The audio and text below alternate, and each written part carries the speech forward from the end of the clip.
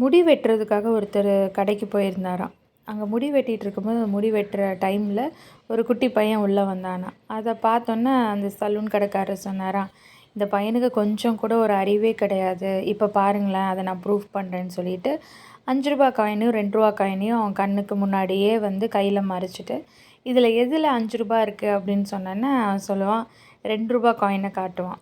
உடனே அந்த பாரு நான் சொன்னேன் இல்லையா, இவன் ஏமாந்துட்டான் அப்படின்னு சொல்லிட்டு அவரும் ரொம்ப சந்தோஷமாக அந்த 2 ரூபாயை அவன் கையில் கொடுத்துட்டு இவர் பாட்டுக்கு மறுபடியும் ஹேர் கட் பண்ணிகிட்டு இருந்தார். ஹேர் கட் பண்ணவர் வெளியில் வந்து பார்த்தா அந்த பையன் ரொம்ப சந்தோஷமாக ஐஸ்கிரீம் கடையிலேருந்து வெளியில் வந்தானா.